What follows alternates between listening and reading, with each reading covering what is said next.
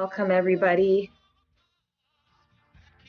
It's going to take maybe a couple more minutes to let a few folks log on. So thank you so much for joining us. My name is Susanna Redekop, and I'm also blessed enough to be part of Freedom Dreams Cooperative Education. I'm just going to go through a couple of brief tech announcements before we get started today. So just letting everybody know that we are recording this presentation. So if you can please keep yourself muted for background noise and feedback, that would be great. We will be sending out this recording once it's publicly available as well too. And please hold your questions until the end to allow our speakers to present. You can put your questions into the chat and we will put them in the queue and we'll bring them up to our speakers as they come towards the end when we have time for Q&A. So thank you so much. I'm going to briefly pass it to Hazel Corcoran from Canadian Worker Co-op Federation, just for a quick announcement about their upcoming conference, Building Better Together. And then we'll go on to Christine. Hazel? Thank you so much, Susanna. That's great. Yeah, I just want to let everyone know that the Canadian Worker Co-op Federation, which has a committee called the Justice, Equity, Diversity and Inclusion, or JEDI committee, is including a webinar around racial justice in the worker co-op movement, and that's going to be November 17th at 12 noon Eastern time for about 90 minutes. And some of the folks on this call will be involved in that session and or other sessions at the conference, which is going over 3 days. So I'm just going to put the link in the chat, and people can look at the website at their leisure later if they're interested. Thank you very much. Wonderful. Thank you so much, Hazel. And now I'm going to turn over to Christine. Thank you so much. Thank you, Susanna. Thank you, Hazel. Welcome, everybody. Welcome to this space where the Freedom Dreams Cooperative Education Program. A little bit about us. Freedom Dreams is an online and a place-based workshop series, and our vision is to share, and our reason for being is to share knowledge about cooperatives and the solidarity economy from an Indigenous, Black, and person of color perspective. You are joining us for the second of our fall workshop series called Transformation on Our Own Terms. And in this series, you'll learn about the histories and the current experiences of cooperation from BIPOC communities here in Canada and around the globe. So I'm going to introduce myself a little bit further. My name is Christine. I live in Guelph. I'm a farmer out in Guelph, which is the traditional lands of the Haudenosaunee and the Attawandaron. I use she, her pronouns, and I'm a solidarity economy advocate. So that's me, and I'd like to get to know a little bit about you. So now it's your turn to introduce yourselves.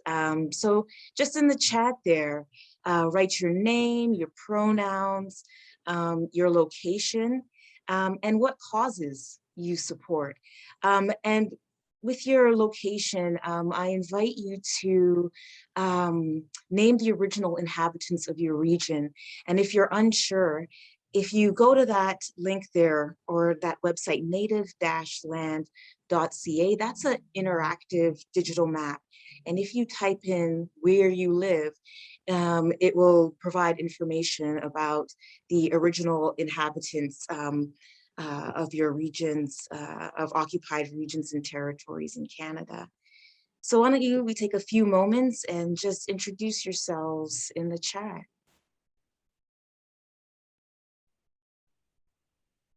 Welcome, Peyton.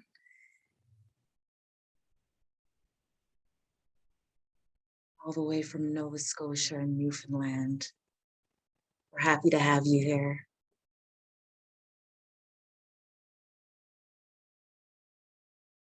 Hi, Nicola. Nico, hey. How are you, Nico? Nico supports Indigenous food sovereignty and transformative justice, including prison abolition. Let's get one more in there. And Don't be, here we go. For Peyton, Peyton, White Owl Native Ancestry. We had White Owl come out to the farm. I'm a farmer at Ignatius Farm out in Guelph. And we had White Owl do a farm day with us. So keep introducing yourselves in the chat.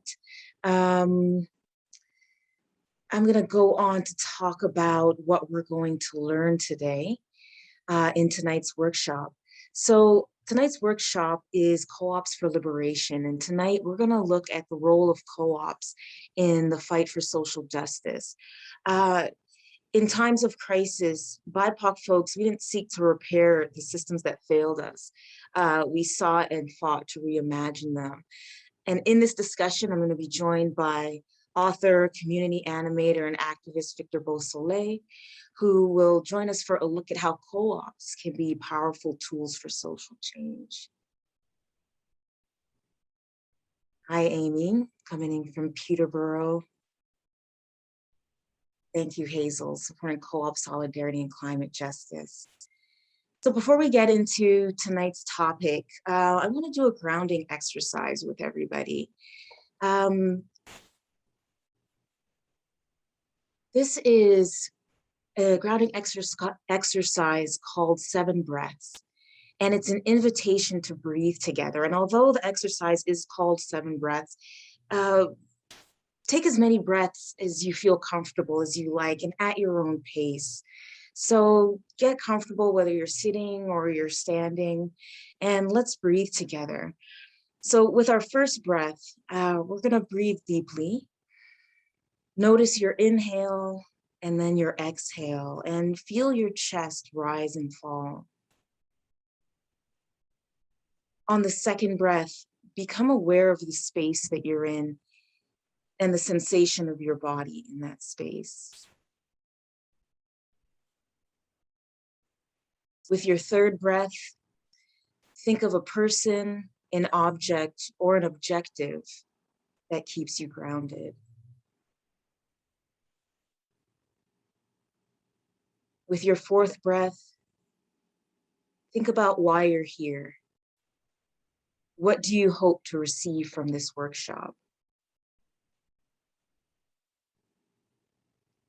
With your fifth breath, tell yourself that you're worthy of being here, of having your rights respected and your dreams realized.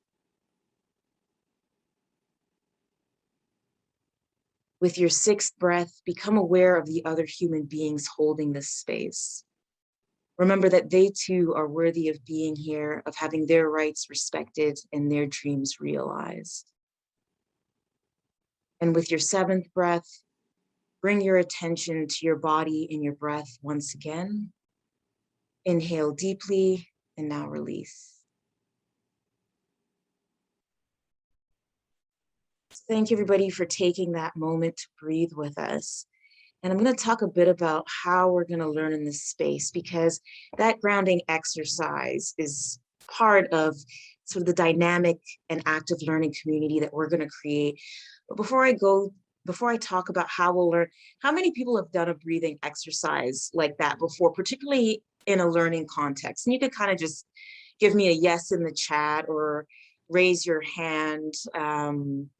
Victor's giving the thumbs up. Peyton has participated in a breathing exercise like that. Hi, Vanessa. How did that feel? Did it feel welcoming? Did it feel weird?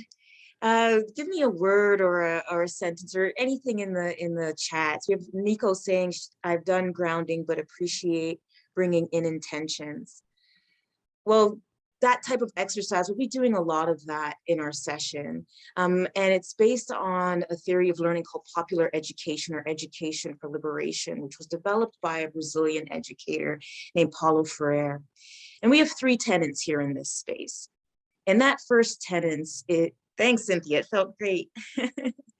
That first tenet is we uplift ancestral knowledge and lived experience in this space. Book learning is great, textbook learning is great, But we all have deep reservoirs of ancestral and cultural knowledge and our own lived experience that can guide us in our discussion about how to live and work cooperatively. With that ancestral knowledge and lived experience, it makes every one of us in this space co-teachers and co-learners. I'm not here to stand up on the podium and just tell you all about cooperation and cooperatives. We really encourage and invite you, whether it's in the chat or through video, to really participate, share knowledge, share skills, share stories. And in that sharing, we build this active learning community. Donna used resetting to describe the grounding exercise. Thank you, Donna. So let's go on to what we'll learn. So in tonight's workshop, we're going to learn about how co-ops aid our fight for social justice.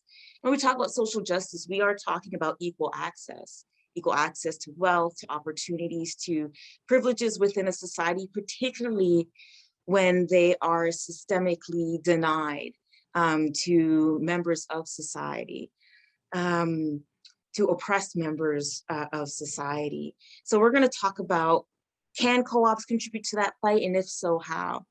We'll also go into what are the cooperative values. Co-ops are value-based businesses, and they have a set of cooperative principles and values that give them their distinct character. And then we're going to kick it over to Victor, who will talk about co-ops and liberation in a Canadian context, and also provide us with some calls to action. So before we get into the meat of it, let's just go back to some quick basics. In our first workshop, we did a bit of talking about the foundational aspects of co-ops. So I just want to quickly go over some of that foundational work before we get into some of our deeper topics. So what is a co-op? So a co-op is a collectively owned and democratically controlled business or organization. What else is distinctive about co-ops? Well, their origins are global. Some of the earliest co-ops are found in Africa, India, and China. Susanna, can I get that next slide? The modern co-op structure originated from Europe, and the roots of the solidarity economy came from Latin America. And that last point we'll talk a bit more about in tonight's workshop. And finally, co-ops have a distinctive character that make them different from traditional businesses. And that character is encapsulated in the 7 international co-op principles, which are these shared characteristics that generally co-ops around the world share. We talked about those 7 cooperative principles in our last session, but if you wanted to take a look at what they are, I'm just going to drop in the chat a link to the cooperative identity.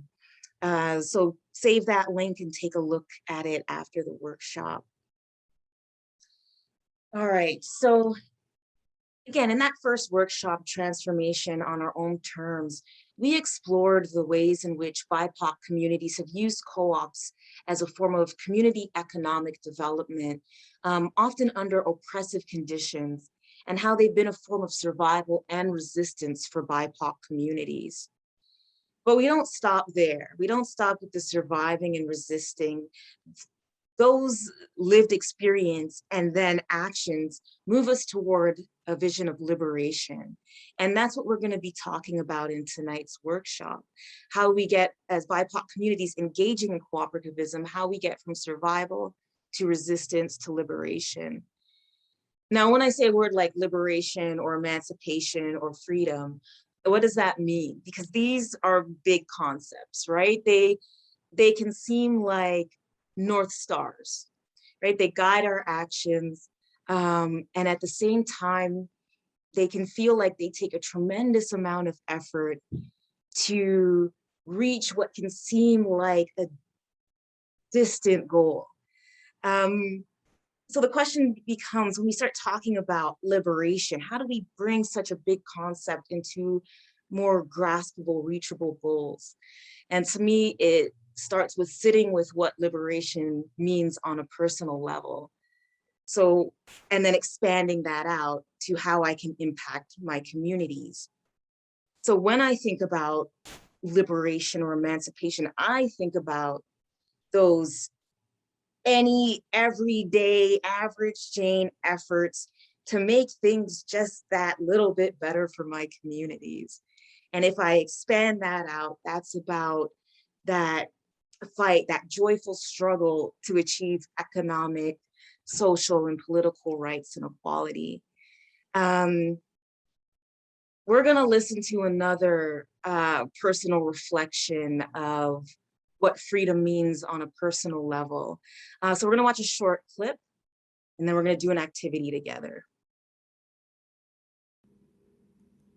I'll tell you what freedom is to me. No fear. I mean, really, no fear. If I could have that half of my life, no fear. Lots of children have no fear. That's the closest way, that's the only way I can describe it. That's not all of it, but it is something to really, really feel.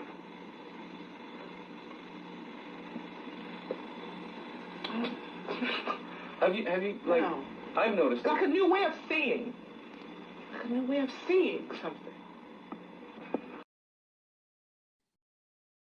So that was Nina Simone. And if you're not not familiar with Nina Simone, the song that you hear in the waiting room is Nina Simone. I wish I knew how it would feel to be free. And if we're talking about co-ops for liberation, I think Nina Simone is music for liberation. And in her reflection, she describes freedom like a new way of seeing something. And I actually found this great quote from a co-op organization called CoFed that expands on that idea and connects that idea of a new way of seeing something or the practice of unlearning with liberation. I just want to read it for you. It is a continuous process of questioning what and how we've been taught so that we can learn other ways of knowing, doing, and being that serve our collective liberation and help us dismantle all forms of oppression. So I kind of want you to use these Nina Simone's definition, personal definition of freedom, and this idea of unlearning so that we can open ourselves to new ways of seeing something as the ground for our discussion of how co-ops as an alternative economic model can help us in these fights for social justice. We're gonna go a little bit into how other leaders saw co-ops and connected it to these new ways of seeing. But before we do that, I just want you to just quickly reflect on that very question that Nina Simone asked herself. What does freedom mean to you? Whether it's a word, it's a phrase, just drop it in the chat. And Susanna, can we go back to the Nina Simone slide? Just get that powerful picture up to get people's imaginations going.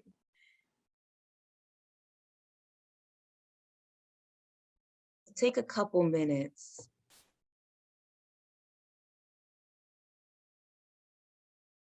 Victor says, freedom means sovereignty to me. Catherine, no oppression, no hierarchy, no violence. And while others are thinking about what to put in the chat, I just want to uplift a few other folks who joined us. So we have Emily. Welcome, Emily. Supports Indigenous sovereignty, decolonization, and worker ownership. Thank you for joining us, Emily. Rachel supports climate justice. Hi, Rachel. Catherine, welcome, Catherine. I remember you from our first workshop. I'm transgender and legally blind, and I'm currently seeking to start a co-op. Right on. I'm excited to be here. Thank you. Welcome, everybody. I have Donna, actively and positively creating the life I want. Peyton, when I think of freedom, I think of having weight lifted off your shoulders. I really want to uplift that, Peyton. I really do. I've had that feeling, you know. Ricardo, welcome Ricardo, empowerment times independence. Susanna, self-determination, community care, safety for all. So these are all great definitions of what freedom means. Then the next question, because we're talking about co-ops, is, well, can co-ops do all that? Or is it just another economic model? Emily says that some things come to mind thinking about freedom, choice, time, joy, and equality. So can we employ co-ops as a way to get us to some of these North Star goals, to make those North Stars reachable? Okay, well, if we go back into history, we see that we have activists and community animators who did think that co-ops are one tool in a toolkit that can lead us down this path to liberation. Susanna, can you switch to the next slide? So I'm going to pull in from a book that has become pretty foundational for me in my cooperative journey, and that's Jessica Gordon Nemhard's Collective Courage, which is, I believe, the first survey of the history of Black cooperative economics in the US. And in compiling this history, Dr. Gordon Nemhard found that many prominent civil rights leaders advocated for cooperative economics, even as in official histories of these leaders, that's not always mentioned. So I'm gonna read this quote from the book. In the 1960s, co-ops, sometimes quietly, became intricately connected to the efforts of civil rights organizations and the Black Power movement. While at first, the Black cooperative movement seems to have been small and inconsequential, as well as little acknowledged, it has actually played a part in many of the major movements for Black liberation in the United States. And we see this in the effort of civil rights or Black power leaders at that time, whether it's the work of Marcus Garvey, A. Philip Randolph, Fannie Lou Hamer, John Lewis, or W.E.B. Du Bois.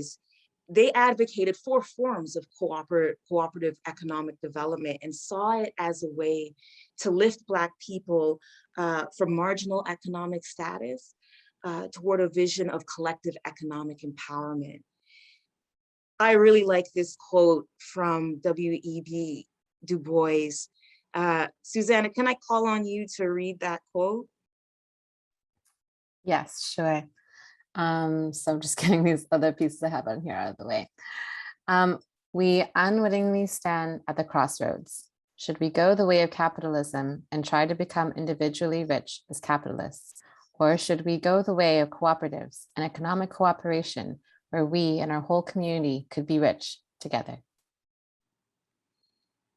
So that quote from W.E.B. Du Bois also sets us up nicely for another movement that we saw emerge out of Latin America, that idea of, can our whole community come together and be prosperous and rich and free together?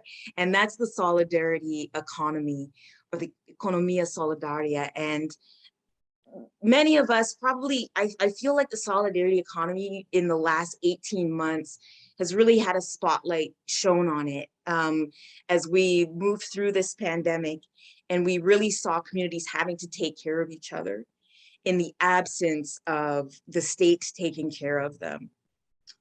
Now, but the solidarity economy has deeper roots than that. It's a global movement.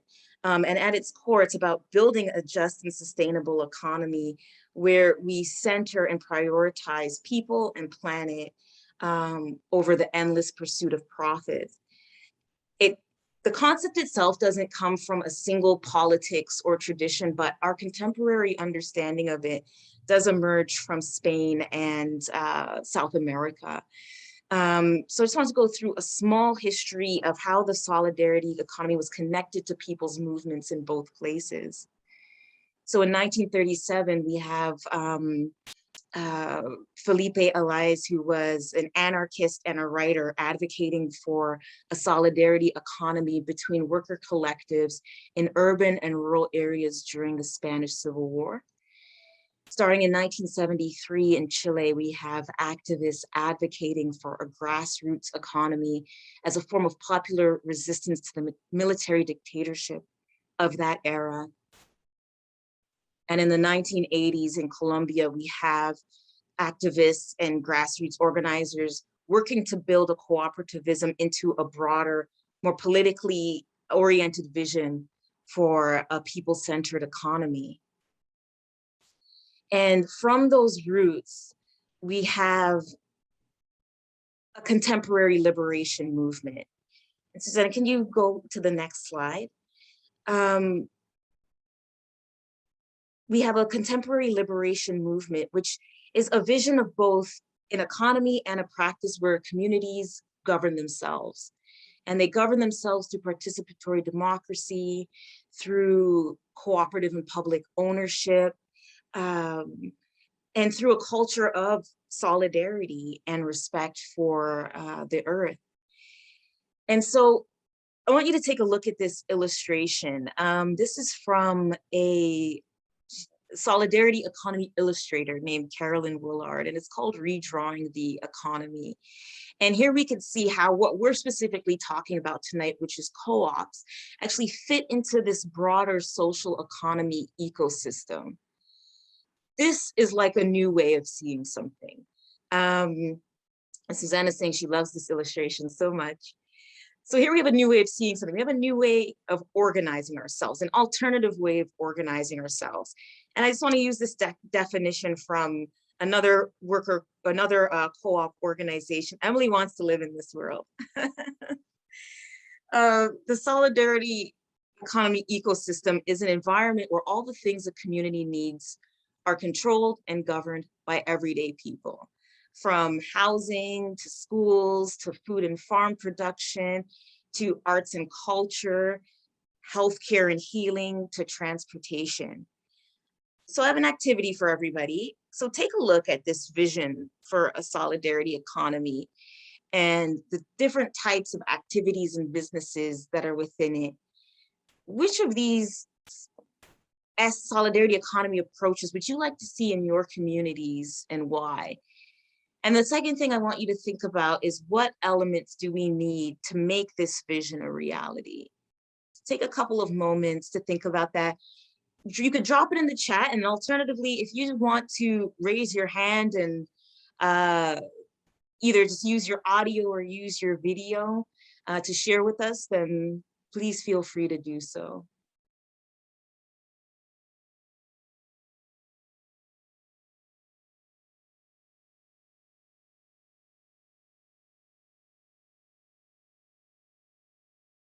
And while everyone is thinking on that, I'm just going to uplift a few more comments on what freedom means from the chats. We have Kara, freedom can be where I am thinking about my community, other people and experiences, and in doing so, discover my own transformation. Thank you, Kara. Vanessa, I really agree with freedom equals a new way of seeing, which allows me to assess success using different values and timelines.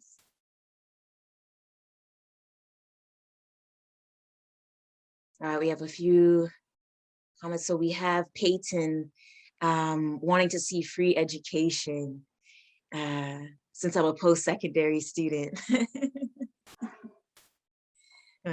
Cara, worker artist owned co-op. Rachel, I've never thought about community land trusts in this vision before. So cool.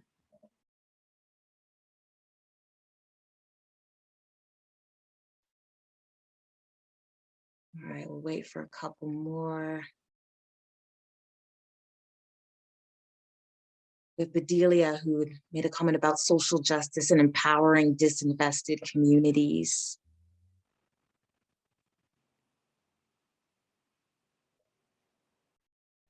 Cynthia, I'd love to see more fair trade initiatives, have it become more of the status quo. Catherine, mutual aid is something I'd like to see more. Thank you, everybody. Keep them coming in the chat.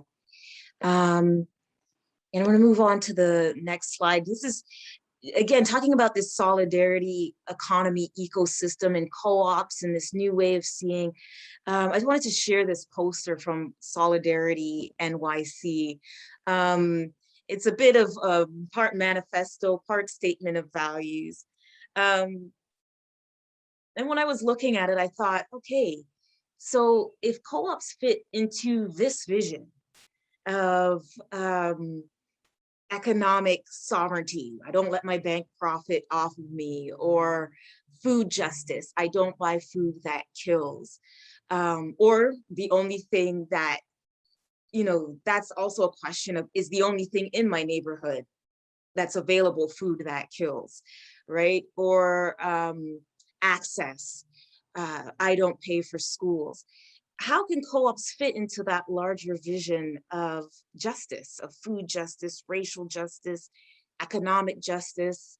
We talked about how co-ops and the solidarity economy put people and planet over profit, so gender justice, climate justice. If co-ops could do all that, how can we use what's inherent in the co-op model to contribute to the fight for these forms of liberation? So in attempting to answer that question, I want to talk about the co-op values. And Suzanne, if you could slip to the next slide, thanks. And this is a starting point, right? Because like I said, co-ops are one tool in a toolkit, right? It's a way for us to conduct business while engaging in these new ways of seeing something, and not thinking that we are only chained to this one form of doing things, this one traditional business, so to speak, capitalist way of doing things. It's the cooperative values that give co-ops their distinctive character. It is what makes them different from more capitalist, hierarchical driven forms of business. And the values like the cooperative principles, which we spoke about in our last workshop, come together to form the cooperative identity. And that is a statement that was published by the International Cooperative Alliance and is accessed by co-ops globally. So the cooperative values, for me, they really come at the beginning of forming a co-op. This is when your group is sitting down and you're writing your policy and your procedures and you're thinking about governance and management. I think it's really an opportunity to also think about, well, how can we ingrain these values within our co-ops? And you see, one of the co-op values is self-help. Now, self-help isn't an individualistic ethos, right? It doesn't mean going it alone. When we talk about self-help in co-ops, we're talking about the people engaging in mutual aid and cooperation. It's about working together to ensure our communities can survive in hostile and in different systems. And when we're sitting thinking about, well, how can our co-ops express this? We're asking ourselves, well, how do we integrate things like self-help into our co-ops in meaningful and practical ways? The next value is self-responsibility. And as we go through these different values, just sort of in the back of your mind, think about whether it's your co-op or, as Catherine said, they are interested in starting a co-op. So thinking about the co-op that you're working to build, think about how you could incorporate those values, these values into your co-op. Think about what policies are needed to ensure that these values are part and parcel of how the co-op operates daily. So we have self-responsibility, where we center the well-being of the co-op and the communities it serves. The people take responsibility over their actions, acting from a place of fairness, honesty, courage, and respect. Third co-op value is democracy. How the people contribute equitably to the governance of their co-op, building a workplace where major decisions that affect the business are decided on by all voices at the table. One member, one vote. The other thing you want to ask about these values is, when you ask, well, how do you ingrain these values into the culture? You ask, well, how often do we practice this? Because it's nice to say, but are we practicing this on an everyday level? Are we practicing this only once at our annual general meeting? Do our members have enough training and knowledge to be able to participate democratically within the co-op? So it's about really combing through and looking at how do we actually create a co-op culture in which we're putting action to our words. So the next slide is equity, there's equality. You know, in my work life, this is something I often get asked about, equality and equity. That is often because I have often been one of a handful of people of color, Black people, if not the only one in the places that I've worked. I was a journalist before I was a farmer. And often I'm in workplaces where the folks in the room don't exactly know how to address these principles, because we're in a period where it's often the first time that many organizations are having to think about these things. So another way to figure out how do you ingrain these values into your co-op is to ask the community around you, right? How would they like to see themselves incorporated? How would they like to pull up to the table? If we're talking about all voices at the table, how do those members want to show up, right? How would they feel comfortable showing up, right? You don't have to like knock your head against the wall. You know, they're the communities that you want to be a part of your community. We're out here and, you know, we're ready to share and speak for ourselves. And each co-op is unique, right? Like you're going to employ these principles in ways that are unique to how your co-op functions. So we have equity, and I think equity should be the fabric of the co-op's culture, where the people are proactive, recognizing and rooting out racism and discrimination, not just when it happens, but that this is an everyday practice of recognizing it when it happens and being ready to respond to it in proactive ways. And finally, we have solidarity. The people stand shoulder to shoulder, recognizing that while their struggles aren't the same, the call to action involves everyone. Our co-ops express this through concern for community and co-ops helping other co-ops on a local, national, and international level. So when I mentioned, you know, my work life and often being approached and asked about equality and equity and, you know, being an advocate for myself and for my communities, there's another part of this. And the other part of this is also creating workspaces in which that fabric is already there, right? So that we're not always, as BIPOC folk, shouldering the responsibility of educating a workplace, educating your entire workplace on these issues. And speaking to that, I wanted to talk about the 8th co-op principle, right? We discussed the 7 co-op principles in our last workshop. This is a movement to ask the International Cooperative Alliance to adopt diversity, equity, and inclusion as the 8th co-op principle. And if you want to learn more about it, I suggest you visit that link there, deittalks.com. I think this principle is important because it is getting co-ops at that very beginning stage when policy and procedures and the co-op culture is being thought about, to really think about how are we going to ingrain diversity, equity, and inclusion within our co-ops. And to me, this is a way that co-ops can be, can really contribute to this discussion of, or this fight for social justice. It's not just about putting some verbiage, you know, on your website saying we hire everybody. It's about how do we actually make our spaces, our cooperative spaces, spaces that center BIPOC histories, center our current lived experiences, and that really value and welcome our contributions, that create space for us to lead in the areas in which, you know, co-ops being a perfect example. We see co-ops having a history that's really rooted in BIPOC communities, and seeing that reality reflected in the current makeup of, for example, the Canadian co-op sector.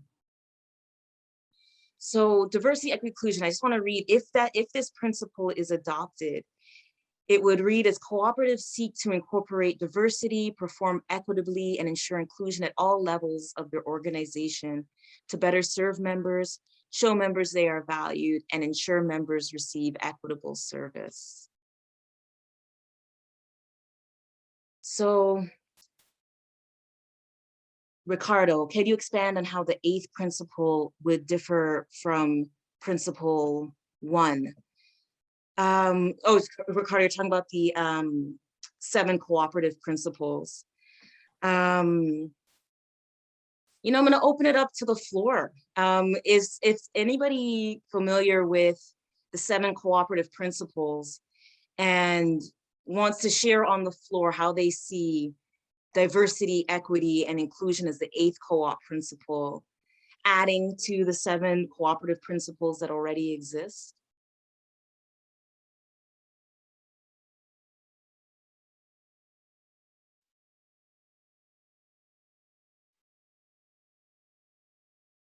Well, Ricardo, I would say that making it its own principle is itself a statement on looking at the ways in which cooperatives, and I'm going to talk from a Canadian perspective, that it hasn't yet met. I would say that the values don't really yet ingrain diversity, equity, and inclusion, even if we just look at the makeup of Canadian co-ops, right?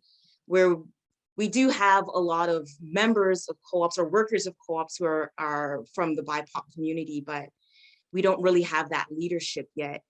And so I think that actually having a committed statement about diversity, equity, and inclusion very directly opens it up to talk about, well, how can we actually make the sector more inclusive? Yes, Ricardo, please jump. Do you want to jump in on video? I'm actually in transport at the moment, but I can conversate via audio. What I would like to say is equity is a very important principle that I feel like it doesn't get enough recognition. From my experiences for cooperatives, it's a lot of focus on the culture, but not so much on the business side. So being a resilient community of individuals that is able to generate enough funds to support the initiatives that they'd like, I feel like that's a missing principle from the 7 principles. Being able to recognize that we are a community of a mixture of professionals, elder, younger, that is able to grow and learn from each other and produce some kind of localized economy. So I definitely agree with equity being a missing principle. When it comes to diversity and inclusion, specifically for BIPOC folks, I feel like it's just time, if we don't feel we have enough spaces that we can enter into leadership, to create our own spaces. And I think that that's the opportunities that the cooperative business structure allows us to do, to become our own leaders, to create our own communities, and to gather like-minded people. Thank you, Ricardo. We have some more. I'm just going to read some comments that are jumping in on this conversation. So we have Hazel. I think that principle 1 only talks about not discriminating. So an 8th principle would be more about racial justice and equity beyond just inclusion. And Nico, let me move up to Nico's. It's important to emphasize inclusion and acknowledge power dynamics in order to make things more equitable. Thanks for those insights. And Ricardo, that piece about economics within our communities, that is something that the movement for the 8th co-op principle does touch on. There's actually a business case right? So there is the culture side and there's the business side, right? There's a business case for making companies more equitable and inclusive and diverse. And that is part of the equation in adopting this 8th co-op principle. Thanks everyone for sharing. You know what, I'm gonna jump ahead to, I'm gonna wrap it up. So I'm gonna jump ahead to just some resources that I wanted to share from the presentation, and then we're gonna pass it over to Victor. So I spoke about the New Economy Coalition and their work on solidarity economy ecosystems. So if you want to learn more about the work that they're doing, I'm gonna drop that link in the chat. And then another organization I want to uplift that I mentioned in the presentation is CoFed. And CoFed, this is a co-op of queer, Black, and youth of color. And their work is around food and farm co-ops and building capacity for BIPOC co-op developers to really build and strengthen co-ops in their communities. And then finally, just want to, again, show gratitude to the writers and thinkers whose work I've absorbed and that really helped me bring together this workshop. Jessica Gordon-Nemhard, Collective Courage, Ethan Miller, Solidarity Economy, Key Concepts and Issues, Vanessa Hammond from Effective Practices for Starting Co-ops. Again, the US Solidarity Economy Network, Solidarity Economy 101 workshop, and also just want to give a note of thanks to the Guelph Wellington Our Feud Future Urban Agriculture Challenge. Freedom Dreams received a grant from the GWUAC, and that grant made these workshops possible.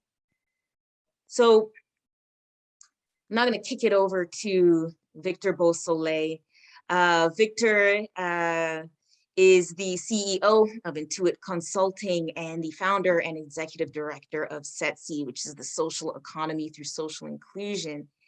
Victor's been in the space for almost 2 decades, working diligently in the broader equity-seeking communities across Canada. He sits on many boards, including the Toronto Community Benefits Network, is the board president of SEDNet, is on the Loan Review Committee for the Fair Finance Fund. He's just a cool brother, I just want to say, though. I mean, that's a lot of, those are some real credentials, Victor, you know? He's also a husband and a father of 4 brilliant children. So Victor, we're gonna kick it over to you.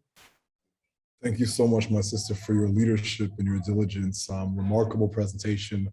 I'm actually thankful it was recorded so I can share it with my 4 brilliant children. Definitely would love for you to share the slides that I developed. So the premise of my contribution this evening is entitled The Roots of Cooperative Economics. If you can go to the next slide, please, family, that'd be great. So first thing, as always, we want to begin this capacity building session by acknowledging the original stewards of the various lands we are on. We also acknowledge our ancestors, those who were kidnapped and subsequently enslaved. We acknowledge those who toiled without compassion or compensation, those who were killed by police brutality and other forms of anti-Blackness. We acknowledge all the elders and community stalwarts whose shoulders we stand on as we build, share, and learn together for our collective liberation and sovereignty. If you can move to the 4th slide, we won't do the I am statements because we're already in. So thank you. So for me, all things begin with family as a husband and father. And when I say that, I mean, when I look at the roots of cooperative economics, a lot of times we start things from such a hierarchical model. And it's predicated on the fact that we live within various iterations of capitalism. And capitalism has undermined our democracies and most of our institutions and organizations and nonprofits and sectors and ecosystems, unfortunately. But when you look at the structure of family and however you consider family, and family has lots of definitions, especially in these times, but from the perspective of those you love and that you care about, the way you organize your economic relationships, your personal relationships, your space within your family is the first element of cooperation. And a lot of times I identify individuals that are so entrenched in the cooperative space. But then when I look at the practical elements of how they cooperate, it stuns me. So I really wanted to make it very practical and start by just speaking of family, because as a husband and father of 4 remarkable children, I recognize the importance in terms of how I ensure that my children recognize the principles of cooperation. And long before those 8 principles that that our incredible leader this evening, Christine, shared, was the principles of the Nguzo Saba. And these principles of Umoja, unity, to strive for and to maintain unity in the family, community, and nation. Kuji Chagalia, self-determination, to define and name ourselves, as well as to create and speak for ourselves. Ujima, collective work and responsibility to build and maintain our community together. And this speaks specifically, Ujima speaks specifically to the worker co-op work that our colleague Hazel and others are facilitating in the worker co-op movement. If you look at Ujama, cooperative economics, let me say that again, Ujama, cooperative economics, to build and maintain our own stores, shops, and other businesses, and to profit from them together. The premise of NIA, purpose, to make our collective vocation the building and developing of our community in order to restore our tradition and greatness. Kuumba, creativity, to always do as much as we can in the way that we can in order to leave community more beautiful and beneficial than we inherited. Look at the creativity of just this evening, of Susanna and Christine and others working together diligently to bring together leaders from various spaces, ecosystems, and sectors to have a conversation when folks can be doing anything else, be Netflixing and chilling or doing all kinds of other things. This is creativity, and this is solidarity at its best. And last but not least, Imani, faith, to believe with all our hearts in our people, our parents, our teachers, our leaders, and the righteous victory and the righteousness of our struggle. So those principles of the Nguzo Saba are near and dear to my heart. These are principles my children will learn at a very young age. And these are African-centered principles that have been changed and iterated in many cultures and were resurfaced by a man named Mulana Karenga in the late 60s and 70s to form or to synthesize principles and precepts from over 54 countries across Africa. The reason why I bring up these principles is because when you look at the cooperative principles, there's a lot of alignment and a lot of similarity. But a lot of times when you look at the cooperative principles, the challenge that we face is the same challenge that we face when we look at the triple bottom line, when we hear people talk about people, planets, and profits. And it's also the challenge that we face when we hear folks talk about ESGs. People understand the model of people, planet, profits. The challenge is which people? It's usually a very specific set of people. Those that are either considered settlers, those that are either considered the first in line, those that are from specific socioeconomic circumstances, races, genders, orientations, which is very troublesome and problematic. Same thing for the model of ESGs. We understand the environmental piece, we understand the governance piece, but that's social piece, society. Which society we are talking about? Are we talking about all folks in society, all races, cultures, orientations, genders, or are we talking about a very specific group of folks in society that have access to the greatest amounts of capital or opportunities or take up the most space within ecosystems and sectors? So I really wanted to highlight some of those principles and precepts that a lot of times align, but we forget that every culture, race, creed has similar principles, but how do we amplify those principles in these spaces to ensure that no one's left behind? I wanted to touch briefly on 2 things that I touch on in almost any presentation that I speak of around cooperative economics. And that is the Berlin conference and the Bretton Woods conference, because most people aren't aware of either one of these conferences. And most folks that attend sessions like this go to conferences all the time. I'm booked and engaged in maybe 4 or 5 conferences this month. But imagine a time when over 700 delegates came together in Berlin, and all of these delegates were white, and all of them identified that Africa was going to be carved up like a piece of chocolate cake.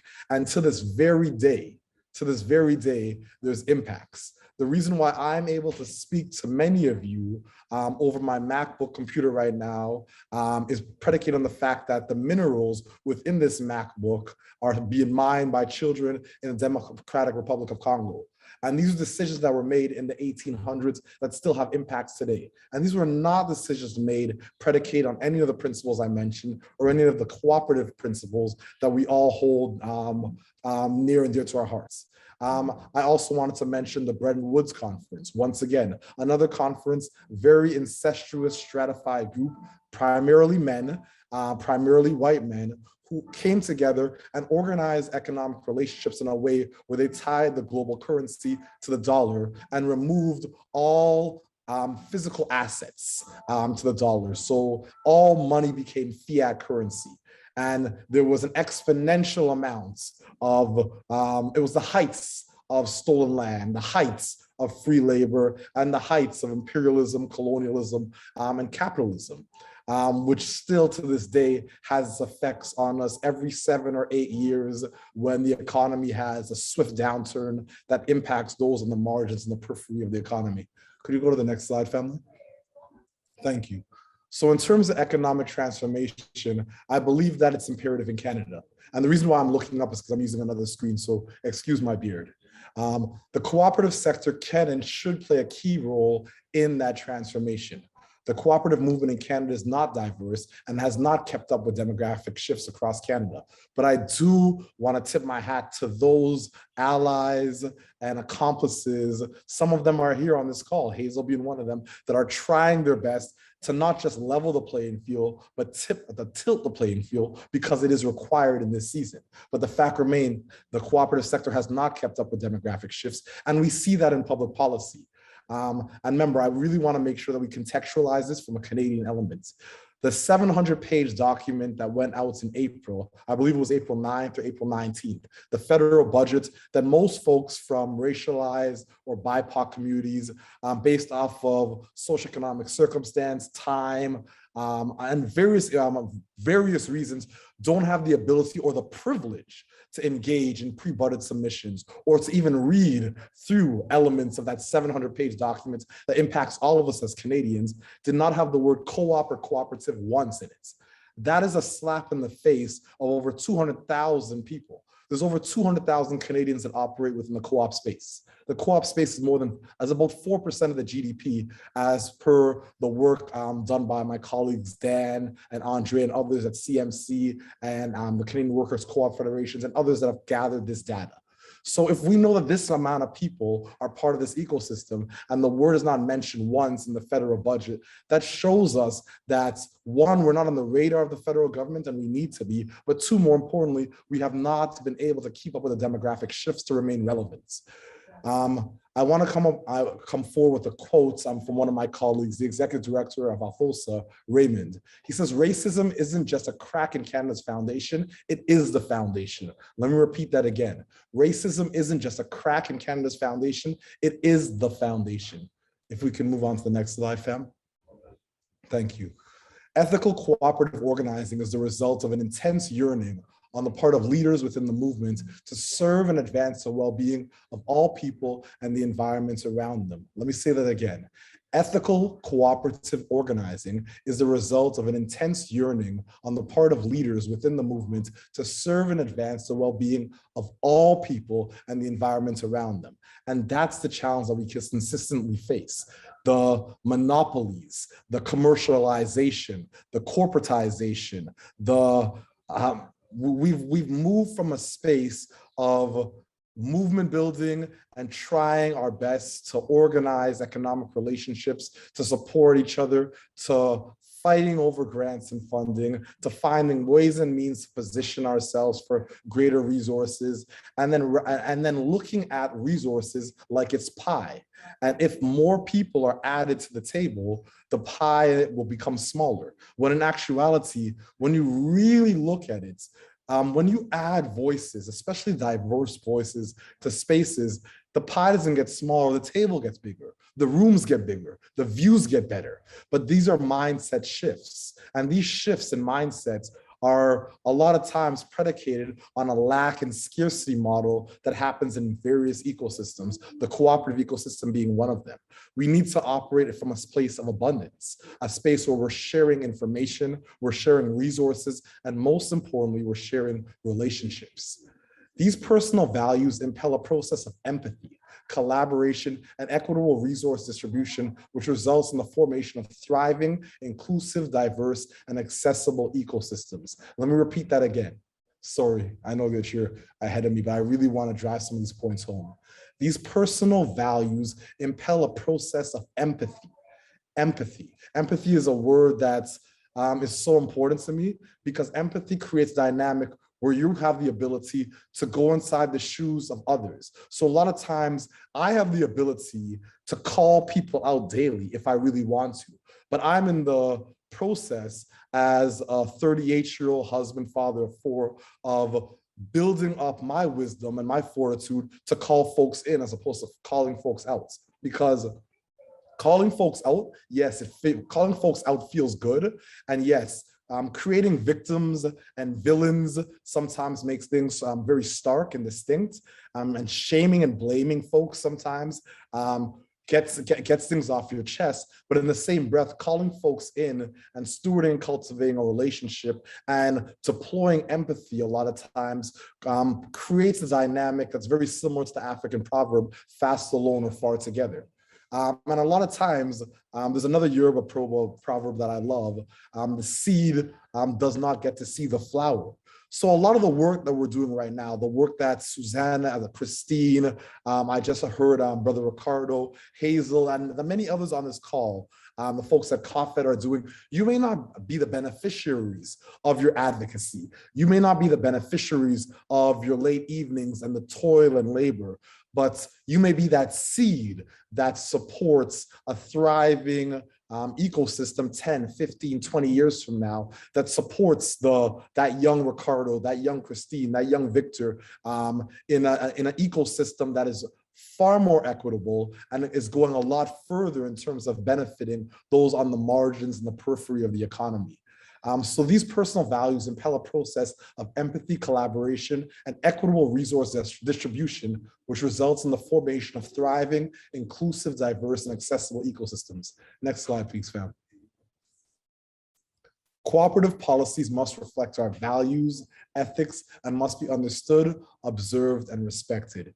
The reason why I mentioned that is because those 8 principles that Christine laid out, I rarely see play out in the ecosystem. I rarely see play out within some of the leaders within the ecosystem. I rarely see play out within all the iterations of capitalism across all the provinces in our country of Canada. Capitalism has not just undermined our democracy, capitalism has traumatized almost all of us. Most of us are dealing with some form of post-traumatic stress predicated on the society that we live in. SETSI as an organization operates within the social innovation, social finance, social economy, social procurement, social acquisition, impact investing, and cooperative ecosystem in Canada. And our work is not possible without the amount of volunteers and without a dedicated team of staff and caring allies. We lost a remarkable soul, one of our social purpose organizational leaders on September 7th, a brilliant young man named Samuel Awache. I saw this young man lead from when he was 15 years old, when I facilitated a workshop very similar to this. This is obviously pre-COVID, because he was 15, so I must have been 21. And he was working, he was part of a program with the African Canadian Legal Clinic, and I was a facilitator. I saw this young man enter the Next Generation Builders Program of TCBN, which I referred him to because I sit on the board of the Toronto Community Benefits Network. I saw this young man build a company called Out the Box with his brother Amin and supported him with that process. And my colleagues and I support him with his new venture, Builders Dev, where he pulled off an amazing contract with Toronto Community Housing, as well as a contract with the City of Toronto, because John Tory had a sore spot for his brilliance. The reason why I bring up this brilliant young brother that just was murdered in the Driftwood community September 7th a few weeks ago is because when you look at cooperative policies that must reflect values, ethics, and must be understood, observed, and respected, we are trying to build a model around cooperative economics. And a model of cooperative economics benefits by far the most folks on the margins and the periphery of the economy. So the more successful we become at building an ecosystem of cooperative economics, we mitigate and circumvent poverty. And wherever there's poverty, there's crime and violence, I assure you. And I always think about that movie, The Gangs in New York, with Leonardo DiCaprio. In that movie, you see Irish and Italian and Scottish young men who are poor, living in the slums of New York. And because they were so poor, and because they're on the margins of the economy, they organize into gangs to mitigate their socioeconomic circumstance. And what did New York do as a municipality? They actually built infrastructure around these young men. And these same Irish, Italian, Scottish young men became the police force, the fire force. And there's lots of research that speaks to some of the work that was done. But if you look at the way very specific, vulnerable, distinct groups, and we can use BIPOC for a lack of a better word, within certain municipalities across our country, the concept of thug, the concept of not even just underserved, but at risk is consistent, and things aren't changing, unfortunately. And I honestly don't even think things are getting better. As a 38-year-old husband and father of 4, I've lost 33 of my friends due to gun violence. And as of September 7th, that was 34. And it's odd and strange to me that when you look at the $297 billion in the charitable sector in Canada, and when I speak to my colleague, Catherine Babcock from Capital W, that number of $297 billion in the charitable sector does not include co-ops or nonprofits. We're potentially talking about $1 trillion sector, and we still have poverty, we still have violence, we still have mental health issues, we still have so many wicked and pervasive problems. So when we organize in these calls, in these webinars, in these sessions, we have to recognize that these principles have to be deployed and have to be practiced, because the map and the terrain are two different things. The theory is great, but the practical application of these principles are so important. Responsible policies include good governance, inclusion, diversity, equity, and access, also the ethical conduct of research, collaboration with donors and partners, financial stewardship, protection of intellectual property and confidential information, conflicts of interest declarations, honest communications, advocacy, and environmental consciousness. Next slide, please, family. The vision of a cooperative economy can only be actualized through results-oriented inclusion, diversity, equity, and access. Like I said before, I'll go back to a movie that myself and my sons love, World War Z. In that movie, Brad Pitt plays a UN ambassador, and he's trying to figure out why there was a challenge as it relates to all these zombies going across the planet, killing people, but Israel figured out how to stop these zombies from entering their lands. And they developed a model called the 10th man. And the 10th man was a simple principle. And the gentleman in the movie articulates very clearly that we didn't see Hitler coming, we didn't see the bombings coming, we didn't see a lot of things coming as a community, as a culture. So we developed a framework, a principle, where if there's not 10 of us in a room and 9 of us agree on something, it's one of our jobs to disagree completely and press and make sure that we look at all angles. The reason why I bring up the concept of the 10th man is because if there's a lack of inclusion, diversity, equity, and access in a sector, we are victims to groupthink. If everyone is from a similar socioeconomic circumstance, a similar background, a similar race, a similar sexual orientation, a similar gender, there is going to be groupthink on some level that manifests.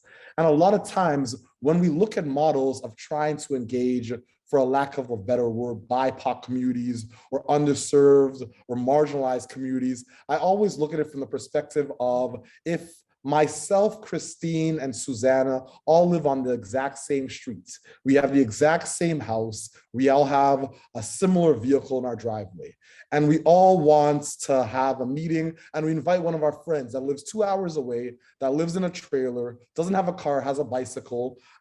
We may have to make concessions. We may have to all chip in on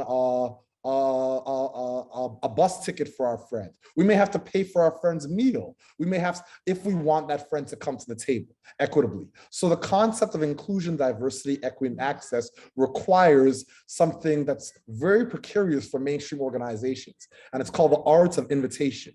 If you're going to invite organizations that are smaller or leaders that are that don't have the same bandwidth or capacity, what's infrastructural models and frameworks will you put in place to create equity so that they can sit at the table and be there from a space of equity?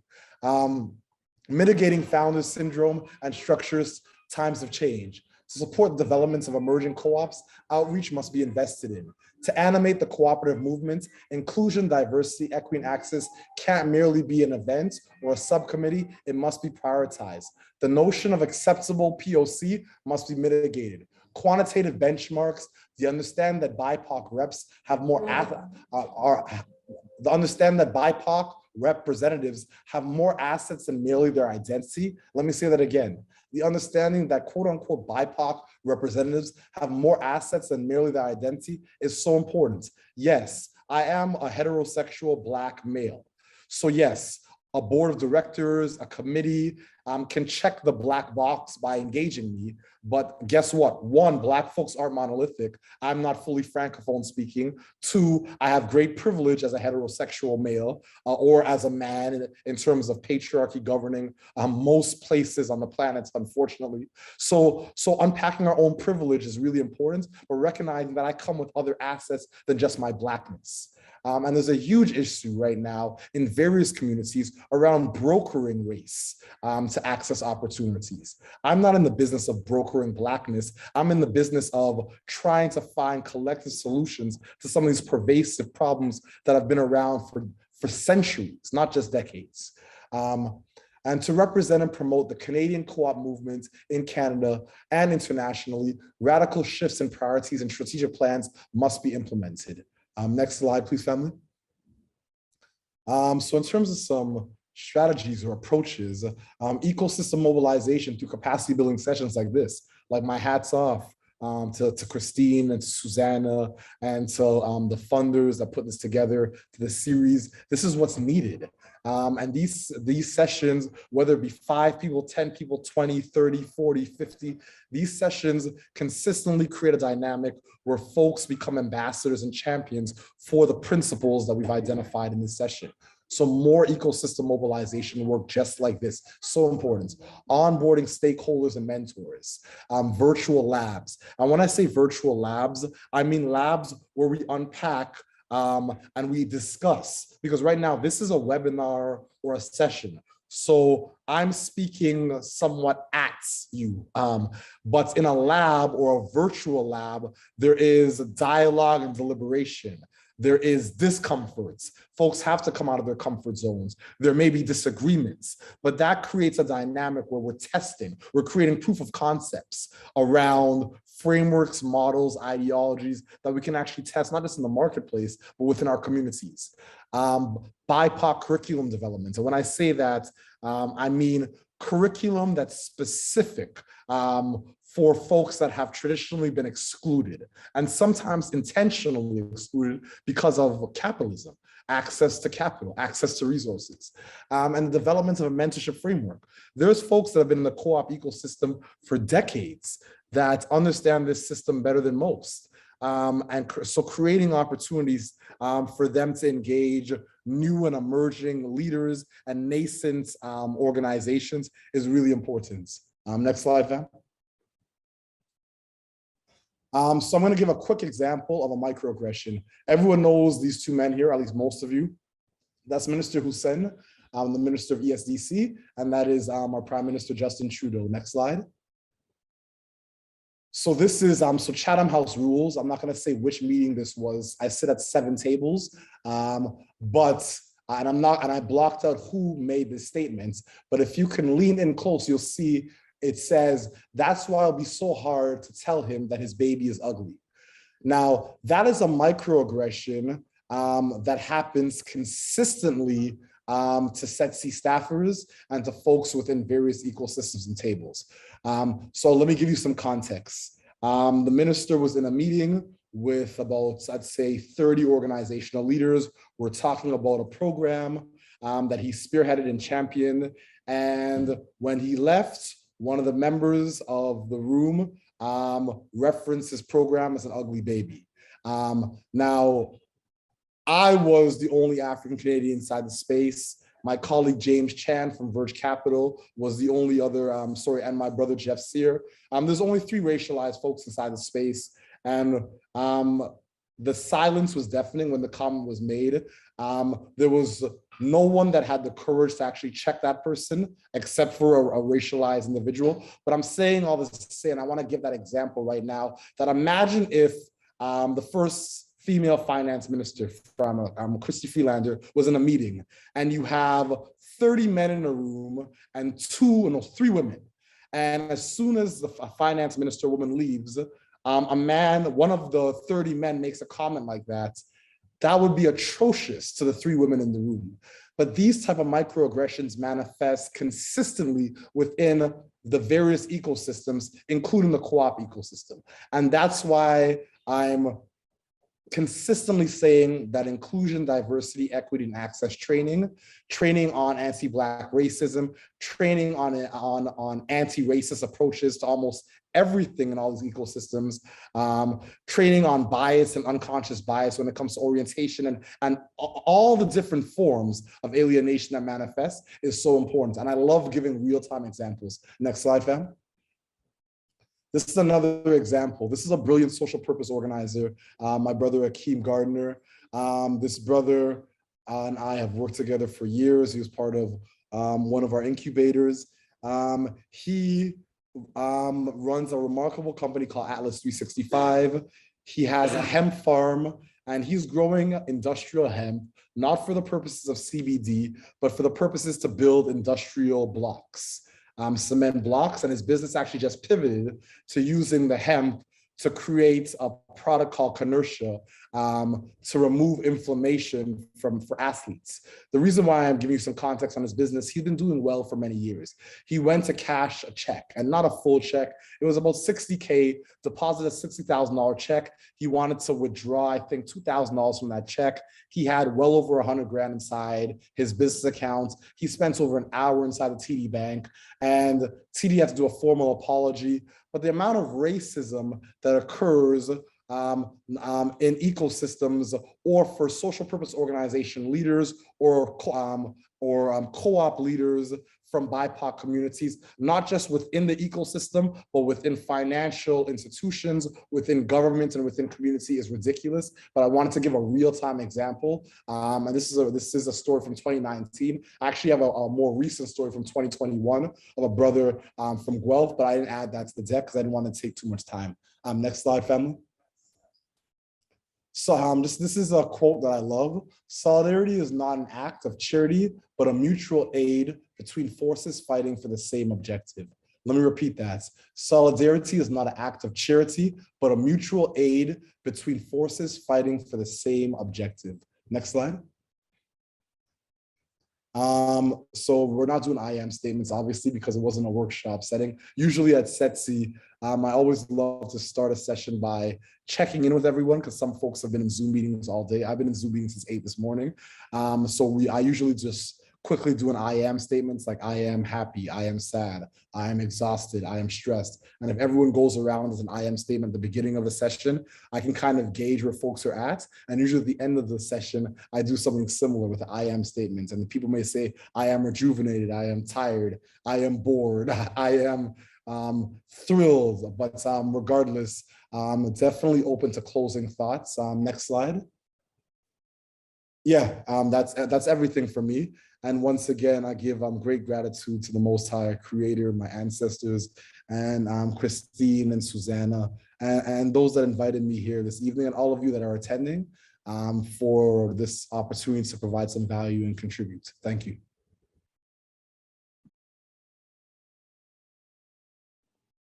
Thank you so much, Victor, for those powerful insights.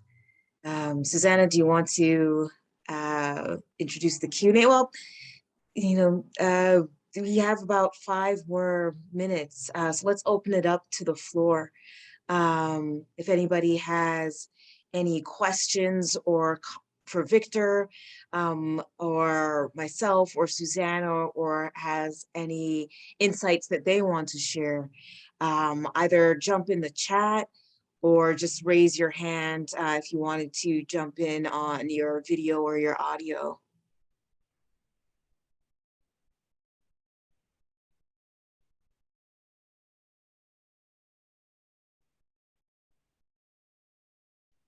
Some comments. Thank you, Victor, from Catherine. Nico, this has been awesome, very informative and inspiring. Fantastic, Victor. Thank you so much. So insightful from Susanna. Okay, you know what, Susanna, if you could put the last slide up with our contact info. So we're just gonna keep that slide up. If you want to connect with us, we are at Freedom Dreams Co-op is our Instagram, or you can reach us at email freedomdreamscoop@gmail.com. We still have 4 minutes, so we're just gonna keep it open. We have another comment from Rachel. Thank you so much for your time, leadership, and knowledge, Victor, from Bedelia. Wow, I thought Canada was the land of freedom compared to USA. Thank you for your insight.